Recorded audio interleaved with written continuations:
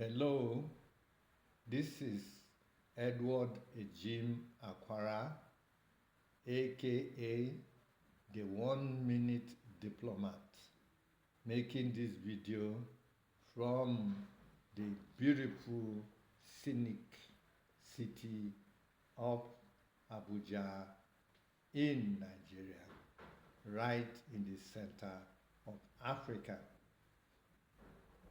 For some of you who might have watched my earlier videos on this my channel, I speak to some extent about my experiences first in the Nigerian Foreign Service and then subsequently as I try to reintegrate into the Nigerian society and make it, as they say, in this part of the world. So my purpose in making this series of videos is to develop what I would consider resource material which I would subsequently use for teaching the mastermind which I'm forming, what I call the 1 Million Millionaires Mastermind, to teach people, especially Nigerians, how to think powerfully and dynamically in order to level up their life and improve the socio-cultural climate of Nigeria. As I stated earlier, when I came back to Nigeria, I was cracking my brain trying to know how best I can be able to help my dear country from which I have benefited greatly. So during my research, I discovered that poverty was one of the main problems that is confronting us in Nigeria. Nigeria is a rich country with poor people. What do I mean by that? We have humongous resources in Nigeria. Of course, everybody knows Nigeria has oil and gas. In fact, Nigeria is basically a gas nation because the amount of gas we have in Nigeria far outstrips the known reserves of oil. So Nigeria is a country that is abundantly blessed with natural and human resources. But we are struggling in the quagmire of poverty because of mismanagement. Well, I wouldn't blame the people who are in charge at this time solely for what has happened, but it has been a series of mismanagement, starting from the colonial days when a rapacious foreign government was in charge in Nigeria and basically exploited the resources for their own ends. So I researched and I found out that poverty was a major problem in Nigeria, and I try as much as possible to see how I can help the people. I was in the United States of America, like I said, when one day I had a dream in apartment number 9 at St. Anthony Avenue in St. Paul, where an angelic visitor came to me and said I should come back to Nigeria because I will be able to fulfill my destiny in grand style. That if I stayed in America, yes, I would enjoy myself. The University of Nebraska had given me admission to go and study law, and I was preparing to go to Lincoln, Nebraska, to follow up that project. But I had this dream where an angelic visitor, I believe it was, told me that I should go back to Nigeria because, as he said, if you are not in your location, you will not get your allocation. Well, it was counterintuitive because obviously there has been a one-way traffic of people heading west, as it were, going to the United States, going to Britain, France, the so-called developing nations, fleeing the killing fields, the disastrous experiences of Africa and Asia, seeking for greener pastures. So for me to have been instructed by that angelic visitor to go back to Nigeria, honestly, was not what I was expecting at that time. But I was convinced that that was actually an instruction from the throne of grace. And so instead of going to Lincoln to go and pursue my legal studies, I packed my things and I returned to Nigeria. Well, I was able to make my way to some extent, even though my former friends in the diplomatic and intelligence and security circles were kind of unhappy with me because, as you know, people never like those who are individualistic, who don't want to go with the herd. They expected me to be with them, pushing pen and paper, and then maybe climbing up the ladder on a routine 9 to 5. But well, I have considered myself a maverick of sorts. I've never been somebody that likes to go with the crowd. So I never felt that I could actually do something for 35 or 40 years of my life continuously.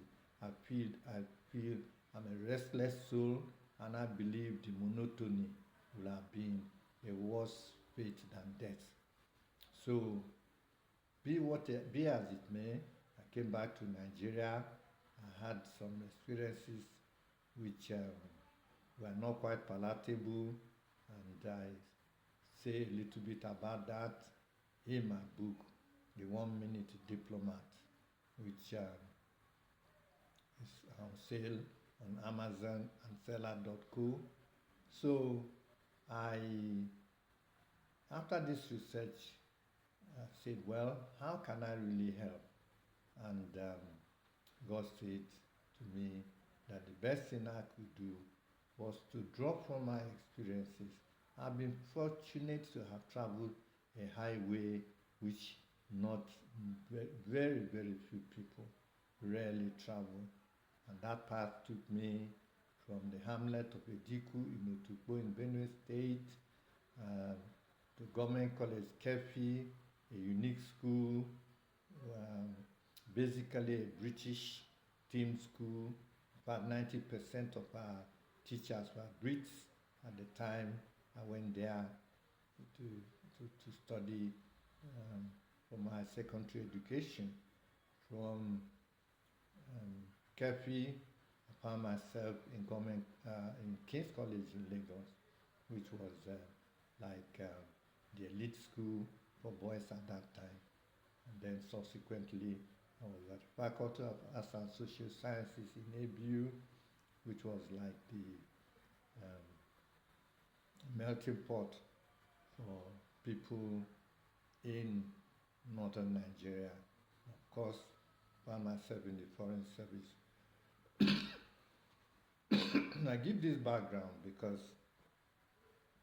I have had some very unique experiences, and God was telling me, why don't you try and draw from your experiences and teach the younger people, the younger generations in Nigeria on how to think powerfully and dynamically to be able to help in making Nigeria a better place in your own little way. So I decided to start this YouTube channel, and then, as it were, um, tap into the experiences I've had, both spiritual and academic and social, my travels that took me to many parts of the world, and teach the people how to think dynamically and powerfully. So today I will talk on what I call the spirit of Nigeria. Many people don't know, or well, we don't really talk much about it in this part of the world, but every country, every society, every organization has its own spirit. And Nigeria has this spirit. We talk about the British clock. We talk about the German mind of order and precision. We talk about the Yankee daring do, epitomized by people like Donald Trump. And so we can talk about Nigeria. Nigeria has its own spirit. Nigeria has what makes it to tick. And if you are not baptized into the spirit of Nigeria, for you, if you are not animated by that energy, that spark, you can hardly function in Nigeria in purpose. I want to make something very clear in this my video today, and that is that the fact that you have been able to appropriate a plum position, you could even be the president of Nigeria, but you are not animated by the Nigerian spirit. You can be a governor in Nigeria, but you're not animated by the Nigerian spirit. It's that Nigerian spirit that stands you out, that makes you to think after God that the next thing you need to do is how you are going to promote and help in driving the Nigerian project forward. So I want to talk about the Nigerian spirit in the sense that it's something that can be transferred. I believe that I'm somebody who is animated by the Nigerian spirit, and it makes me invincible in anything I'm doing on behalf of Nigeria. I repeat, I am invincible because I'm animated by the Nigerian spirit. And so this earth of Nigeria that I'm working on at this time, imbues me with a spirit that brings so many invisible forces to my assistance in whatever I do. That's why I walk around with my head high. I don't give up to anybody because I know who I am. I know that God's hand is upon my life to carry out a certain project in Nigeria. And because of that, I can almost say I go about literally, recklessly to achieve that goal, knowing that so long as I don't deviate from that goal, nothing and no one can stop me. So my clarion call this morning is to see if I can strike a chord in your mind, in your spirit, that if you really love country Nigeria, you should join us. Subscribe to my YouTube channel, listen to it. I'm not bringing any unique philosophical or biblical perspective, but I'm bringing a certain spirit, a certain oomph, a certain zing, a certain tang, a certain aura, charisma that you can tap into, and it will help you to be a different person. You will think differently, you act differently. Because I have spent my time being mentored by some of the greatest people on planet Earth, presidents, governors, and you name it, and some of the spiritual leaders. In fact, I don't make any boast of it. I have the double portion of Oedipu's spirit on me after having been associated with that family over the past 20-something odd years. So subscribe to my channel, listen to my other tapes that came before, and like Ezekiel said, the Spirit entered into me as he spake unto me. I am privileged to have a unique spirit, and you can tap into it. Thank you.